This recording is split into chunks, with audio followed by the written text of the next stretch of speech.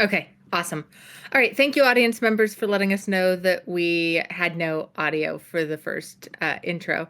Um, there's a This is reason Darren and absolutely I why go this is why first. we go first, right?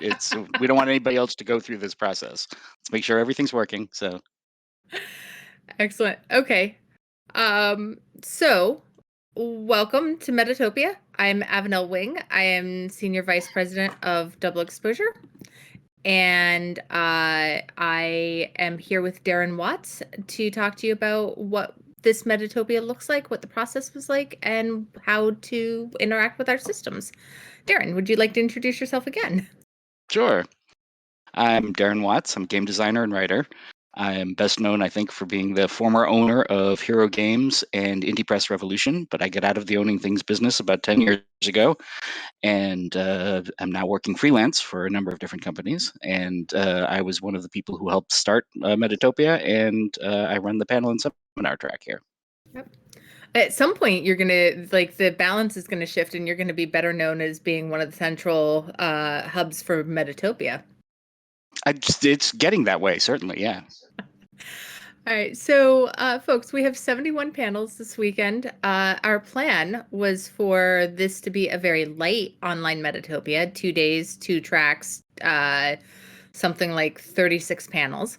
And it turns out that COVID is still a barrier to gathering in person. So we shifted in September quite suddenly to, okay, let's do this all online so that it's safer. And so we aren't standing in a hotel by ourselves.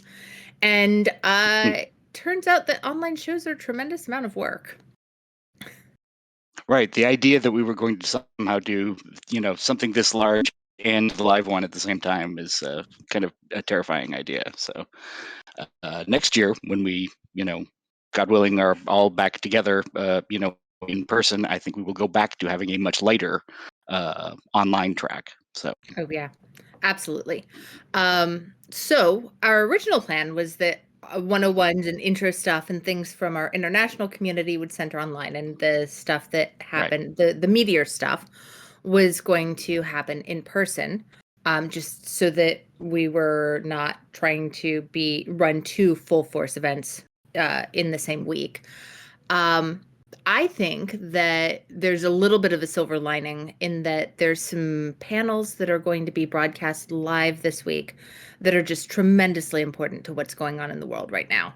Yes. Um, I would like to shout out to the Don't Split the Party panel that you are running this week, the conversation with Jason Tordo about.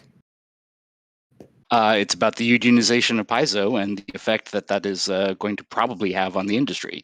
When we actually set up the panel in the first place, the union had not yet been recognized, and so we had an entire kind of like set of questions about what the possible outcomes were going to be for it. And we kind of like got short hopped by the news that they had been recognized, and so we kind of like quickly scrapped that and rewrote all the questions. And now I'll be talking to Jason about the plans for the actually recognized Paizo union going forward, and also how it came to this point, and kind of like what the process was of putting together what is effectively the first real union in tabletop gaming. So And I am so excited to hear that conversation, because I think that we're going to look back and know that this was a watershed moment for the industry. right, I think it could be, And if it isn't, we're going to look back and be like, that and was the beginning of the end. right. One of the panels that I put together that I'm really excited by is I have somebody coming in to talk to us about how to sell games in Europe right now and in the UK. Through my work with Envoy, the question that I've gotten most frequently in the last year is VAT taxes. Like, how the hell do I do that? What do I need to know? And Right. I haven't had good answers. Nobody really. Somebody off a sort of tongue in cheek said that it feels like the answer is don't bother or stand by with fistfuls of money to throw at the problem. So I have an expert from ShipBob coming and talking to us. Jordan, whose last name escapes me right now, is going to come and talk to us about what you need to know in order to succeed at selling in the UK and European Union right now. And I think that that is going to be just so helpful for people. Absolutely. So, are there other things in particular you want to shout out? What were some of the ones that I really liked? The international co-publishing agreements that Jason Pitt and Sean Nittner and Jay Dragon and Jamila have put together looks like it's going to be a tremendously valuable uh, contribution that people can kind of like look back to from people who have, successfully created sort of like a new, not really new, but new to the industry at least, set of standards for publishing that way. So, Right.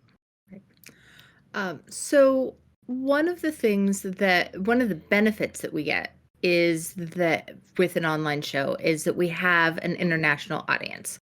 Um, we have programming running basically East Coast time, 9 a.m. to about 11 p.m. each day. And mhm, then Jason Pitt, speaking of which, has put together a best of video playlist that's going to loop so that people who are not on US time zones right. have content that they can engage with. Um, if you are watching and don't know where to find the schedule, it is on the Envoy Gateway. It Hmm. is, if you don't know what I mean by that, that means you haven't registered or you didn't read your email. So I'm going to take a minute and talk about the other resources that are available and are part of Metatopia this year, on Metatopia Online this year. Every registered attendee has gotten an email that says, go to the Envoy Gateway and activate your registration, or I've added you to the Metatopia 2021 group. You can go see it. Top of the page, there is a link that says Metatopia Start Here.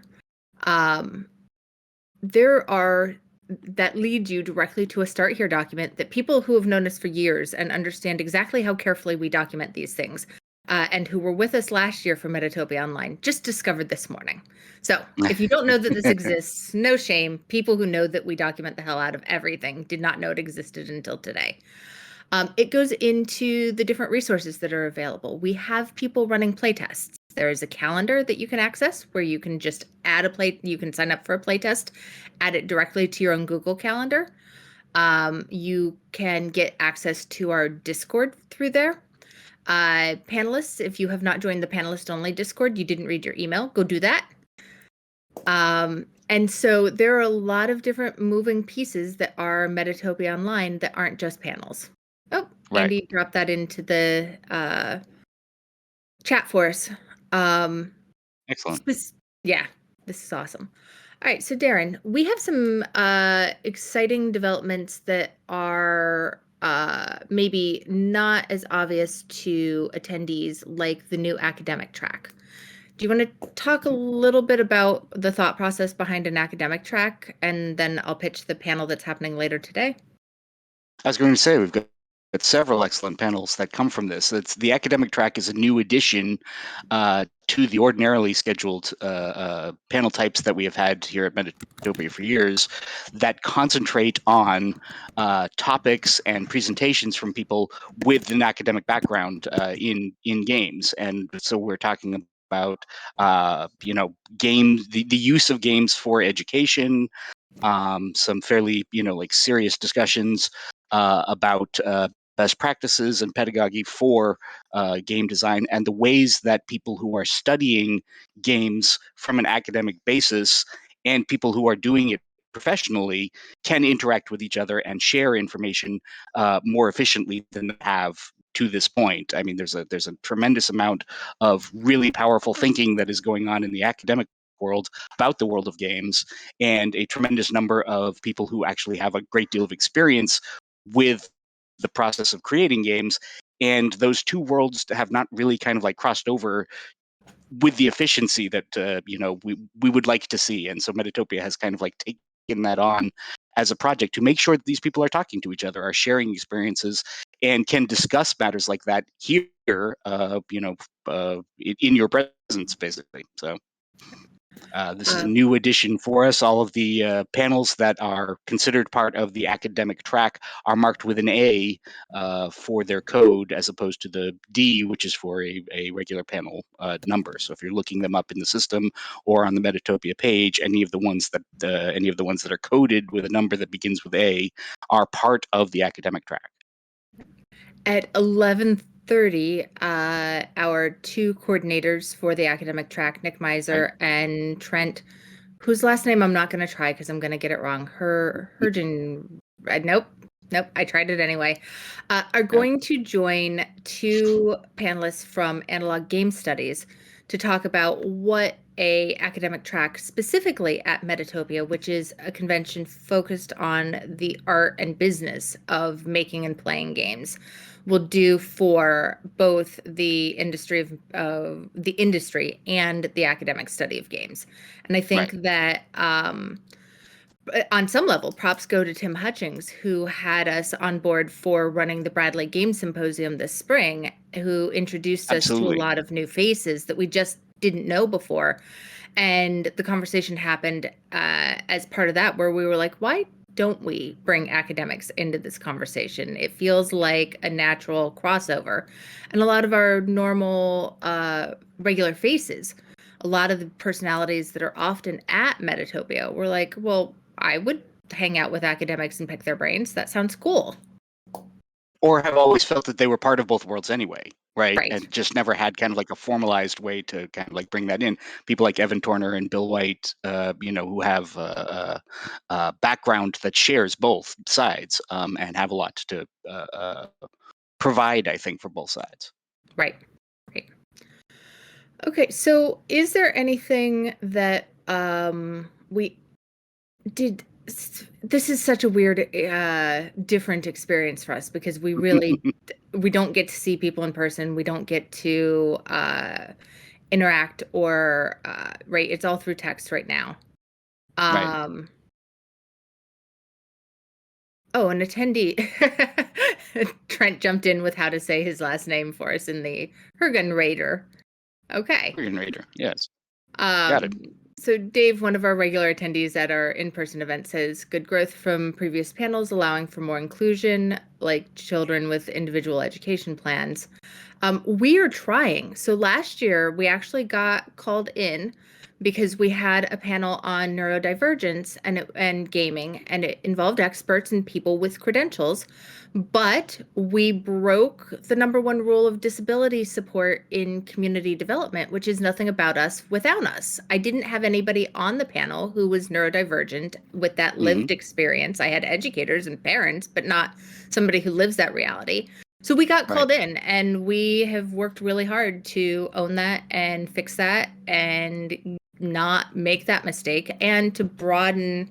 Right, there is actually a rubric, which is the first year we can talk about a thing in very vague sort of, it exists, right? Neurodivergence in gaming is a thing, or queerness in gaming is a thing that we need to think about that hasn't been addressed. And then year two is, okay, everybody get your feelings out. Let's group therapy. It sucks. We're angry. We're mad. And then by year three, it is, we have to be doing better. There has to be a verb involved. Are we working on empowerment versus representation? Are we, for example, this year we've got Queering the Canon, which is specifically about taking established properties and making them less heteronormative and creating space. And we're going to talk about concepts like the fruitful void, where sometimes you leave things nebulous and let players fill it in. And we're going to talk about explicitly queer content. And that's iterative. So exactly. Queering the Canon is a particularly interesting one because it's specifically about doing new editions of old material, right? But it's, like you're always going to have to go back and find, something that was not quite satisfactory in the previous, iteration, the previous existence of a product, that can be improved, that can be brought forward. And what are the best practices for taking a look at that and seeing, how it can be changed, how it can be, modernized, basically, for lack of a better word. And so including kids with individual education plans is part of the iteration from last year's, oh, we could have done this better. How do we broaden this? How do we make sure that we are having as forward thinking a conversation is possible. So Right. thank you for seeing that. We actually we work really hard on that, and anyone who's done prior Metatopias will see that we, for example, in I think the next time slot or the time slot after, there's sex positivity in games, talking about how not just the thoughtful inclusion of sexual topics or sex positivity in games can be positive, but how to design for it and how to design for it safely. Hmm. And that is a progression of well, we don't need to take sex out of games. We just need to be smart about how we do it conversation. Right. Um, And as that program goes along, as we get better at this, as we develop more experience and make more contacts, Metatopia will just become more and more of an open space for people to bring that sort of thing to us. Right, like part of the point of having an academic track at all is to attract people who, would never have considered being part of something like Metatopia before, and getting their voices to be part of the conversation that's happening here. The more that Metatopia gets recognized as a place that college professors, the grad students, and people working towards their doctorates or whatever, a place where they can publish, a place where they're getting credit for appearing with us and helping us. Then like the more of a not just a welcoming place, but a place where there's an actual kind of like incentive for those people to come to the show and be part of the show. That just is better for all of us. So Metatopia has always had this vision that you bring your thing to Metatopia that you've been noodling on over the course of an entire convention season. You've got it on cocktail napkins. You've developed it at the bar, big bar on two at Origins. It went with you in your back pocket to Gen Con. You bring it to Metatopia. See if it stands up. See if it has wheels. right, Maybe you've never been to a convention and you show up to a Metatopia and it hits the table and it stands up, or it doesn't. And you spend you spend the winter season working on it, thinking about it, refining it, and then you start showing it off when you start doing conventions in the summer. And our goal, of course, is that one or two cycles in, it actually hits a booth and is for sale at a Gen Con. right, right. Um, we kind of have the same vision here for the academic track, which is that Exactly. people, in the same way that someone pitches us something and says, I'm not really a panelist, I've never done this before. Someone who's an academic who's just cutting their teeth comes in and we're like, hey, we're going to onboard you, right? I get the feedback frequently from academics that we actually pay more attention to the panelist user experience than they've ever seen at an academic conference, Right. because we're like, hey, remember you're supposed to go do this thing. Here are some links. Here's an onboarding document. And so being the soft entry point for people that are then going to go on to do, uh, um, I forgot the name of the analog game study thing at Gen Con this year. It was Gen Analog, maybe. Something like that. Um, Yeah. So there was an academic-based addition to Gen Con this year that was Hmm. entirely virtual, but will probably also be physical in the future. They'll talk about that in the 11:30 panel this morning. But we're definitely intending to be a launching pad for people that are like, Right. I haven't done a lot of conferences. And we're going to be like, well, let's get your nerves out, get in front of people, see that nobody's going to eat you alive. And then for the next time, you can worry about format. Right. In Um, both directions for this, right? We're talking about people coming from a university background, from an academic background, but also people with industry experience who themselves have never felt that they were welcome or saw a way to get involved with kind of like the academic progress of the study of game theory or something like that, right? Who have like some amazing experiences and ideas that they can bring, to an academic setting, and it had never occurred to them that that was a way to, a way that they could grow um, professionally. right. Uh, so if you are interested in jumping into the conversation with our academics, there's an academic chat in the Hmm. Discord. You can start a topic on the forum on the Envoy Gateway. I think the Discord is probably going to be a more active location. Nick and Trent are here in the chat this morning and will be on the channel at the panel at 11:30 this morning. Mhm. And you can ask questions in the academic chat. You can ask questions over in the lobby in the Discord. Um, Part of our point is that we think both communities have a lot to teach each other and that we can only grow by crossing those wires. Right. Cool. Streams. We don't want to Streams. cross the wires. That's not crossing the wires is never a good idea. No, you don't cross the streams either. We're genre savvy enough to know this. Um, So while I'm shouting out to things I'm excited by, the game jam, Mhm. Ben with Unpub and Danielle Reynolds are hosting a game jam. The intro session is at 12 p.m. today, and they are going to be live on the air. And you can either jump into a Zoom call. The link for the Zoom call is on the Envoy Gateway, or you can watch on Twitch, just like you're doing this. Both ways of engaging are valid. They're going to be live on the air developing the terms for the game jam. They're going to roll dice. Right. They're going to have some lists of options. They're going to tell you what the components are that you need to include. And then there's going to be a chat room in the Discord for people that are jamming.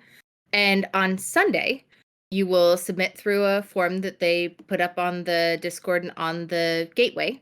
And they're going to review your game and critique them on the air and possibly even play some of them if they're quick and can be played on the air. Right. And that is part of our growing collaboration and kinship with Unpub. Mhm. We have so much respect for the space that they create and hold, and the fact that Ben is excited to come and run a game jam for us just makes me deeply happy. Right. There's a Um, lot of people, once again, working with both of us here. That's there's never been any sort of like a rivalry between our organizations. Since there's too much Too much too many crossover. people. There's too much crossover. Exactly right. Like we could never feel like challenged by them in any way for it because they're us basically, or in many Yeah. ways. So similarly, we also have as we traditionally do, Metatopia is the home for the Golden Cobra announcements, Oh, and that yep. is tonight at 7 p.m. The announcements for the award winners for that. Golden Cobra and Metatopia have been connected to each other for many years now, and we are delighted to say that they are, of course, back with us again to make their announcements. Yep. And that is always just a fount of astonishing game design ideas and just like brilliance that you should not miss. So. And both of those actually tie into a panel about limit setting and using Mm, limits to push your game design. And game jams, obviously, you've got a time component, you've got a venue and resource component. And Golden Cobra, there are always limits every year right. to what your game needs to do and what you're being judged on. So if you want to hear a little bit about how game designers use those limits, there is a panel at 12:30 today being led by Jonathan Lavallee about how to avoid analysis paralysis and push your game design further by specifically by setting limits and using those artificial constraints. Yep. Cool. Um, one of the Also, things, one other thing I yeah, wanted to hit of like yeah. somebody else that is connected to, or that has a lot of crossover with the Metatopia crowd for it, is Zenquest, and that is a program that will be discussed. I think it's tomorrow, I believe, at noon. Mhm. There is a panel specifically on the panel is specifically about the entire concept of game zines and how to get involved with it if you are not familiar with them. But one of the best ways to do that is ZineQuest as a project. And I'm remembering exactly who was on that one, but I know it's one of the Alexi ninth level Sargent people, was but one I of don't them. know which. Yeah, Adriel. Adriel, got it. Well, there you Uh, go. So Alexi Sargent and Tony Vasinda. fabulous. Yep. No, that is such an important crossover. We also have two coexisting panels that I'm really excited by. One is about taking existing games, material that already exists, and porting it over to Roll20 so that you can play it online with your friends. And Roll20 and I think other platforms that might Hmm. actually be more generic. Right. And then I have Stephanie Bryant has organized a panel for us with some of her colleagues She's at Roll20, talking about how to design for Roll20, right? COVID isn't going away. We're gonna be right, and it has shifted some things about how people think about game design because we've suddenly had the realization that we might have 6 months, 18 months, 2 years at a shot where sitting Right. at a table across from people is not the smartest of ideas. So, how do you actually start from the ground up? And when you have a concept for a game, when you're starting to think about your character sheets and your art assets and your layout, how do you make sure that you're taking into account the process of putting it online to begin with? What the player And experience is going to be, um, depending on the world that they're living in at the time, right? exactly. And so I'm really excited by the fact that we've got the take a thing you've already done and move it over to Roll20 and what do you need to adjust and what do you need to think about and what do those assets look like. But then we also have the starting from the ground up from our experience from inside Roll20. What do you need to think about and how do you integrate those thought processes from the beginning? And I just think that the coexistence of those two panels is really powerful and I think will be useful for a lot of our designers. Absolutely. Metatopia philosophically this year, I think, kind of like really embraced the idea that as much of a service as we have provided for the last 8 or 9 years, in introducing people to basically, is it 10? This is 10? Fabulous. Okay. I Yeah. Yeah, I had lost track. I was thinking it was 9, but that sounds right. Anyway, the point being that we have introduced a great many people to the industry, to the basics. We have done a lot of 101 teaching in panels, right? Like a lot of introductory classes and that sort of thing about how to start your own business, how to get into game design, that sort of thing. And we've built up a library of panels, of excellent panels on those topics. And now that we have that library and have relatively easy online access to it and are kind of going through the process right now of um, indexing that and kind of like making it like easier to search and that sort of thing, that there's really not as much call for 101 style panels here as there used to be. And so with Metatopia kind of like acknowledging that and saying, you know what, with the time that we were spending redoing introductory panels every year for a new crowd of people, we're able to get kind of like deeper into into the woods basically on some of these topics and start dedicating more of our time to 201s and 301s of classes. For example, we have a website design panel that we have like traditionally like run on how to kind of like create your company's website. We're not doing that one this year. Instead, the people who present that are instead presenting a panel specifically on ADA um, Yep. uh, uh, um, standards, right? Like how to actually like have your website best optimized for use for people with disabilities. And that's a deeper version of the topic, something that you can kind of like once you've got your website up and running, once you've decided to have one and understand why you need one. Okay, now let's talk about what the actual best practices are, that sort of thing, and move these topics along and stop kind of reinventing the wheel every year when we come here for this. So I'm very much uh, delighted that Metatopia has grown up a bit that way. That like we can establish that the 101s are still there available for you if you are a new designer this year. We haven't abandoned you, but you can go look at the one we did, the panel that we put up 2 years ago about something. It's still good, right? It's still useful. So if it's not still useful, then we'll change it. We'll do a new one to replace it. But Right. Right. And I like the fact that having the online archive for the online component means that we can iterate. And if we right, realize that everything we've ever said about Kickstarter 101 has been thrown out the window and it's all new, we right, just do a new 101 and we're exactly. like, hey, look, you can actually track the progression of this art form through our archives. Right. Right. Historically, this will hopefully be something that's of value, 50 years from now, people can look back at this. So, I am also, speaking of archives, we do have historically done a really good job. Jason Pitt, again, mhm, um, mad has respect. taken all of our audio files and put them up on the RPG panel cast, which I just linked to in the chat room. Mm-hmm. I often joke that Kat Miller and Mike Miller, who have coordinated Indie Game Explosion for Metatopia and DexCon for ages, are the unknown fairy godmother and fairy godfather of Metatopia. This Absolutely, wouldn't yes. happen, would never have occurred if not for Mike and Kat wrangling the indie RPG folk and creating an environment where playtesting was happening and where people were iterating and designing and talking about best practices. Shout out to the Forge, as many of you just ducked with PTSD responses. I understand and I see you, but we did grow Yep. out of that space and that thought Sure. space. Jason is like the grand auntie who runs around and makes sure that all this stuff gets collected and preserved and put up where people can access it.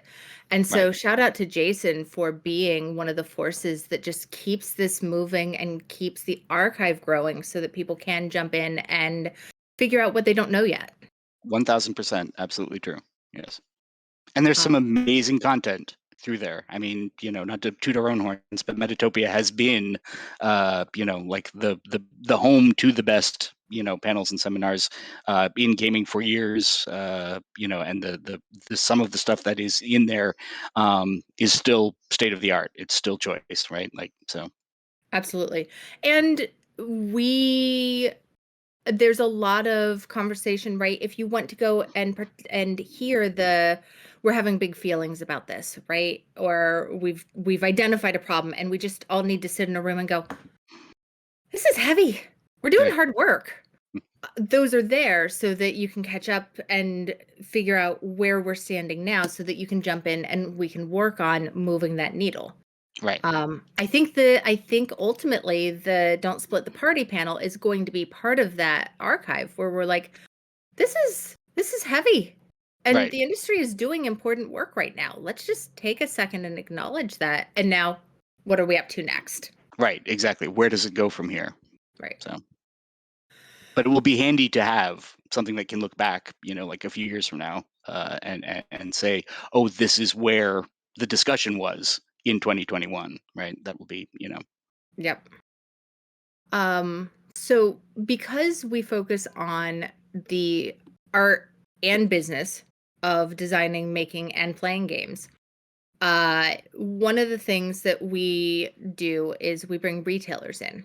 mhm, And I have Scotia with Amusing Games in Manitoba and Jennifer Ward with Crazy Squirrel out in California coming to talk to me specifically about what the last 18 months have done to the retail mhm. experience. What is it like to sell games? What do designers need to know about what's happening differently? A couple years ago, the thing that all retailers were talking to us about was how Kickstarter had changed their world. This year, we're talking about how COVID has changed their world and Right. how curbside pickup and what have you done to rearrange your space. And now that maybe you're not comfortable running 4 demos in 4 different corners of the store on Saturday, how are you getting those games in front of people? And so I'm really excited that they're joining me to talk about that because we try to cover all of the different pieces and be the bridge that talks about the fact that how a retailer is going to engage with your product is really important to the whether or not it's going to sell when you're designing it.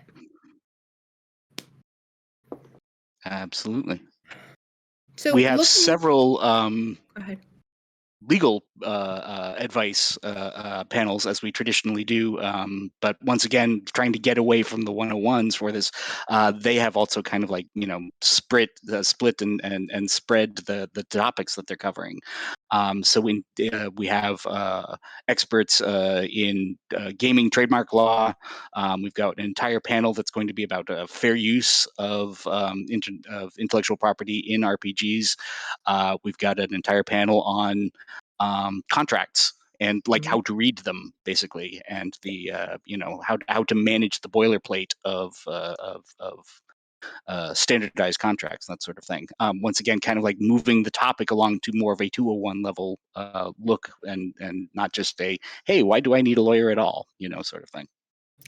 Well, and you'd mentioned earlier the philosophy of Metatopia sort of moving into the let's dig deeper. Mhm. Um, part of the other thing that shapes Metatopia is what are people talking to us about over the course of a year? Sure. What is it that comes up time and again? That's why we've got the shipping is on fire Mm, panel this week. That's what's going on and why is there a paper shortage and right. why are games that left China 3 months ago still floating on the dang ocean instead of in my hands where I can play it at my table?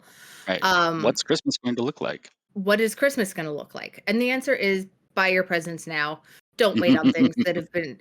The joke is it may have seen a boat. It may not Yeah. be on a boat yet. And if it has seen a boat, it's stuck on that boat. Um, one of the fair use panel is actually out of a series of conversations that I've had over the last 5 years where people have said, I don't think Americans actually understand what fair use means. Right. Like we're pretty sure we're all just confused about that concept. And so the fact that you pitched this to Rob and he said, "Yeah, I can do that," Absolutely. is Yeah. great for me because I can turn around and when that conversation comes up, I can be like, "Hold up. Here's the transcript. Here's Right. Exactly. the." Let me send you a link and go watch this or go read this. Right. And so that it sounds small, right? A panel about Right. fair use. I mean, that makes sense if you're talking about making games and intellectual property. But no, this is actually it is a direct reflection of what the community has asked us and our values that we adjust and shift and recruit to match the things that you're asking us for. Right. We also had a great number of panelists this year that we actually did have to work with hand in hand to be like, okay, that's 101. Let's step it up a Right. little. Hmm. And props to our panelists for really when we were like, no, no, no, what go one step deeper. Right. What's the next level down? They thought about it and they came back to us with some really stellar suggestions. And I think it's an indication of how powerful the Metatopia community is. That question, what's the next step down, always has an answer. Absolutely. Yes. Okay, And so I always want us to be the place for that. Right. Like oh, Metatopia will always be, open for that discussion to be something that, as you say, is kind of like reflecting the conversations that are actually happening in the industry or happening in the world of design and the worlds of academia and that sort of thing, that we always want to be responsive to that. You don't want to get into a into a rut of only talking to each other and not bringing in more topics, more voices, more like people who have who have something to teach. So yep. I, audience members, if you ever discover that we've gotten stuck navel gazing, just come kick us. Right? My DMs are open. I am regularly getting poked in the ribs by people who are like, "Hey, you could be doing this better," or Mhm. "Have you thought about that?" Right. And so our doors are always open because we do want this to reflect where you are and where we're going, right? I want Metatopia today to be speculative about what games are going to look like in 2 years. It was actually at Metatopia Online last year that I developed my rubric for analyzing art for inclusiveness, which Hmm. is that look at your demographics of Indianapolis. If Indianapolis is where the biggest gaming convention in the country happens, make your game reflect the demographics of Indianapolis. If you don't have as many percentage wise, as many disabled people as Indianapolis has on the census, you're failing. Right. Step it up, people. Let's catch up. And that Right. was directly out of a Metatopia 2020 conversation. And think about this all year long, right? Because every summer we're going to start coming back to you and bugging you for for content for this. So if you've got an idea for something that you are an expert on, that you're a worthwhile voice to be heard on something, please share it. Please be part of that discussion. When I come calling in the summer, for what it is that we're going to do for next year's Metatopia, please reach out to us. So And the two things we never want to hear is, I don't know, this topic might be too weird. right. And I don't know, maybe I'm not qualified. Right. Because we'll We get just that a lot, deconstruct that. We will pick unfortunately. you up Right. and throw you on stage, and you will be sad that you ever thought that because you end up on stage, perhaps a bit abruptly. Okay. So the next question I have for you actually ties into that. What is your hope for next year? Well, first of all, I have every hope that we'll be back live and in person, and be able to kind of, coordinate events that are happening. Um, there, as much as we have managed to move online and keep the keep the operation running this way, there is still, I think, a certain amount of magic that happens just from having all of these like brilliant minds in one space, Yeah. and having conversations that literally cannot happen anywhere else in the world, right? To just kind of like look around the hotel when it's happening and see the conversations that are happening just on a couch somewhere of some of like the greatest minds of like the game industry, being introduced to each other. Yep. In some cases, right? Like that's a part of it. But I don't. The obviously the online side of this is never going to go away, right? Like this is now a permanent feature, and so I guess I don't know yet what the topic is going to be, right? Like what the hot like conversation.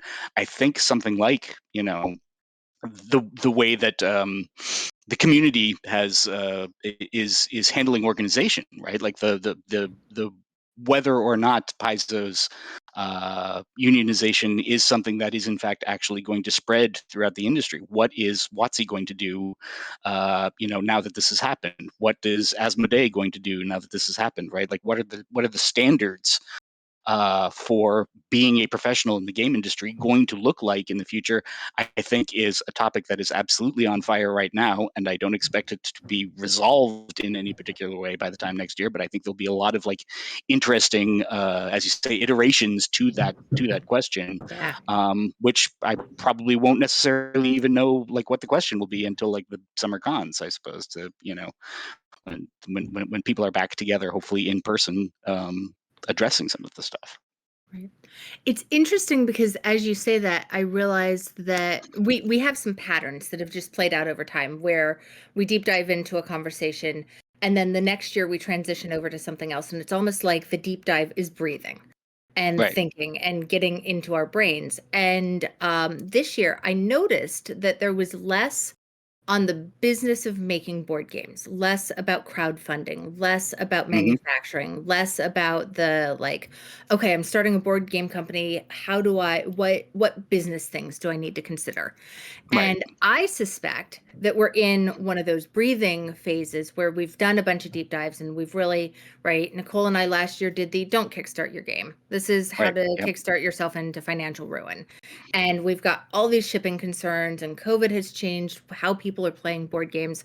And so I think that what we're going to see is that very similar to how the conversation about some of the social equity things started in RPGs and then rolled over into board games. And suddenly, board game designers are talking about creating games that aren't about colonization or enslaving Right. people or conquering lands. And we're watching those conversations shift around, and where the epicenter of those conversations is changing. And so I'm looking forward to some the conversation about, well, what does the unionization of Paizo say about the increased professionalism in Right. RPGs? Are we actually going to meet the minimum standards for cents per word that is have been set by the science fiction writers of America or the romance writers of America? There are industries that we can steal this information from that are already doing it, that are already Sure. hitting these base levels. Does this mean that we're actually starting to get to a point where the industry is going to have those baseline standards and those best practices? If you're running a booth at a trade show, you should meet OSHA's minimum standards for the number Exactly. of breaks people get and the amount of seating that they get while they're on shift. Don't make them stand for 8 hours. That's ridiculous. And so, what I'm predicting is that over the next two Metatopias, we're going to see significant progress in the conversations about what a more grown up, more professional, more business minded, but business minded in socially conscious ways, board game Right. industry is going to Right. look like. Yes, I think that's Fingers true. crossed. Right. I mean, I never try to, like set that sort of thing in advance for a show, right? Like, I mean, it's I'll find out, what the theme for a given show is when I start reaching out to people in the summer and start hearing what it is that they want to talk about, right? Like, Yep. that's not. I try not to go into that with any kind of like set idea. But on the other hand, as you say, it's like I'm trying to listen to the conversation, so I generally have an idea. Like these are the sort of things that people have talked to me about. These are the sort of things that people are, this is what the conversation level in a restaurant, in a bar, at a con, at a whatever. This is where the discussions are going. Yeah. Let's make sure that we're on top of that, right? Like let's try to stick with the pulse. So I do think Metatopia has an interesting chicken egg effect where sometimes those conversations happen because we open the sure, conversations. absolutely. And I think it's worth everyone pausing so that I can give Darren credit for the fact that he keeps his finger on the pulse of each of the pieces of this and comes back to me and says, all right, this is like, I don't have a contact.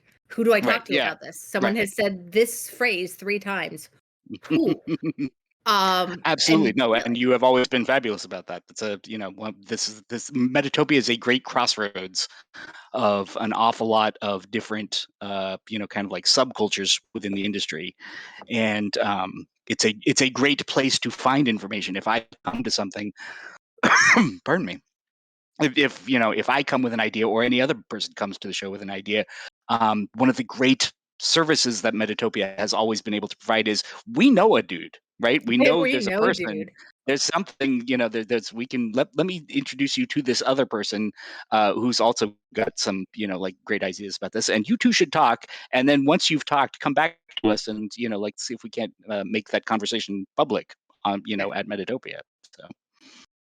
So If there are things that you have questions about that are not covered by panels this year, go and ask us in the Discord. Talk to us over there. We're prepared to pay attention. We'll connect you to people. We'll at people into the conversation so that they mhm. can jump in right there. Right? Ordinarily in person, it's hold on, let me go see if he's at the bar. Let me go see if I can Right, snag him for you. right, And we can execute the asynchronous equivalent in the Discord. absolutely. Okay. Um, Andy just asked what panels the attendees are excited about. So something I want to shout out to is that the international crowd that joined us last year has jumped back in. We have a Yes. lot of RPG Southeast Asia folk who are showing up on panels again. There's actually a reprisal. Last year, the group doing a panel about micro settings felt like they hadn't gotten enough time to dig in as deeply as they wanted to. And so this year they were like, we're Right. coming back for part 2. We're It's a like, well, sequel. you Exactly. don't We're even doing need the to sequel. ask. Yes, Yes. Sure. you're in. And the fact that panelists can come to us and say, I wasn't done yet, makes me deeply happy. Right.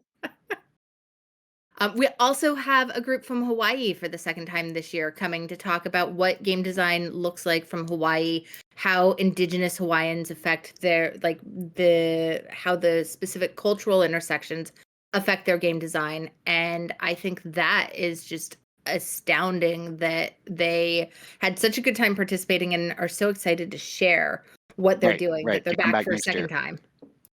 Right. The Mexican crowd too, for our Mexican Yeah. designer group, has a couple of panels set up, including one I was going to scan through and find it here, but there's one specifically on global, you know, differences globally, for publishing, and printing and shipping for this, that Alistair put together. So Yep. It's do you want to build a snowman, printing and there you publishing go. where you are, and it is at Saturday 9:30 a.m. Hmm. And specifically about how to deal with cultural and global differences in publishing. And if you're in Canada, maybe you print in Canada rather than trying to print in China, Right. as an example. One of the things I actually learned from the Mexican crowd is that it is more cost effective for them to print and ship Kickstarter games to the US and then import from the US. So actually, Hmm. like, importing their games requires a hop because banks and Kickstarter don't know what to do with their money. Right. Yeah, right. Exactly. And so shout out to that community because I've learned so much and been so challenged to think differently about how I consider structuring business conversations Hmm. about kickstarting and setting things up. All right, we are And speaking coming. of Kickstarter and the ways that, Yep. Kickstarter, the intricate mysteries of Kickstarter and how vital that is to the industry, Anya Combs is here doing a presentation for us of kind of like what the current state of the art of Kickstarter is, and games on Kickstarter in particular. And the fact that they come and have a conversation with us makes me so happy because I can just ask the questions directly. If you Right. have Yeah. Kickstarter questions, is this true? Does it actually work this way? How do I fix this? How do I engage with this? Half of the answer is email games at Kickstarter. But Yeah. the other half is to Right. show up and ask these Right. questions today and Directly. Right. have the opportunity to hear from Anya real time. Yes, that works. No, that doesn't work. No, that's a myth. No, there isn't a secret conspiracy.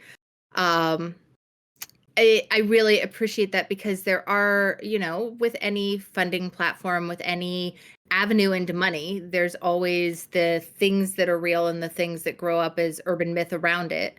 And Right. Kickstarter has been such an influence on all of our industry that having access to that conversation is really important to me. Absolutely. Uh, And as we're kind of like probably coming to the end of this discussion, I do want to, remind everybody that on top of all of that, we continue to also have just some of the best game designers in the world, kind of just discussing, creative topics for design as well. Discussing matters of genre and that sort of thing. I mean, this is still all the place to come to hear Jason Morningstar, Maggie Baker, Rob Donahue, Ken Hite. Like some of the some of the best panelists, the most entertaining panelists in gaming, are also here as part of the show, as they always have been, and hopefully always will be. So, Kurt Covert and Julia Kurt Covert, Hearn absolutely, on Sunday absolutely, yes. morning.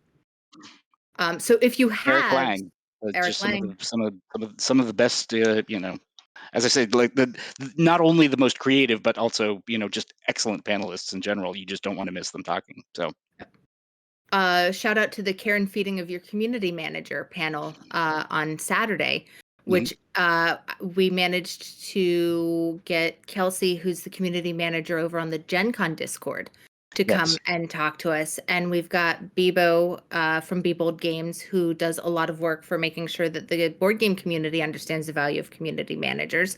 And then Hmm. I have Joseph Searing, who is an academic who is in the thick of studying how online communities respond to things like hate raids Right. and how they've banded together to support their community managers. And so we've got this fascinating intersection of frontline research. He's not even going to have findings to publish for another 6 months to a year, coming to talk to us with people that are doing this all day, every day. Right. To just talk about what that's like and how does the community manager affect the tone and tenor of your product line, your interactions with your community. And so part of what I'm excited about is always with Metatopia is getting those intersections where we put people on the stage together Sure. that wouldn't ever be invited to the same stage at other events. Right. All right, we have 5 minutes left in the hour. The audience is quiet. Oh, someone said something. Oh, I am excited for D057 Game Facilitator Camp onboarding GMs for Yep. online tabletop communities, which Hmm. that one's a pre-record and I got to listen to it as it was being recorded and they're just so smart. They're all Absolutely. so just thoughtful and mindful and considerate.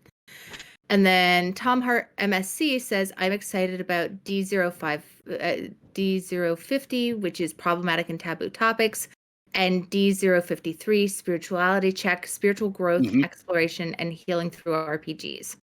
That's monogamous, right? Yeah. Yeah. Oh, Yeah. absolutely. Fabulous Shout out. panelists. Great Yeah. discussion. Yes. Well, and I went to Menachem and said, what are you talking about this year? And he's like, me? What am Right. I Yeah. talking? Hold on, let me think about that. Yep. Because I think that he has interesting and valuable things to say. And I think that talking about the fact that gaming connects us more deeply to each other and to ourselves is an important part of coming through the last 2 years in one piece. Right. All right, Absolutely true. so where do people find you on social media if they're looking for you? And why didn't you take a second and your project? Uh, right now, you can, as always, find me Darren Watts at Yahoo, or I am also available on the Discord. I am currently working for let's see, I just did a project for Victoriana for Cubicle 7. At long last, my Sentinels of the Multiverse book is finally coming through to actually get finished and printed and out the door. And I am also doing a bi-weekly podcast called Explain This Comics Guys, that discusses the history of comic book publishing. And you can get that at explainthis.podbean.com. Excellent. And people who are looking for me online can find me at Avonelle on Twitter. That's actually the best place to grab me most of the time. You can email me. I also am the coordinator behind the OLab on Twitch. We do a once weekly broadcast that talks about the intersection of games and academia, play and research. And so that's a great place to find us as well. Absolutely. And then you can find all of Double Exposure at DE_gaming on Twitter. Right. Or please just use the Double Exposure Discord. You can find us there as well. Shout out to Andy, who actually covers the Discord when we're between seasons and we all forget to go and look. He is Right. always over there keeping an eye on it for us. Cool. So I think that's it. Thank you, everybody, we're for good. attending. Thank you all for coming. And we're waiting for our technician to take us out.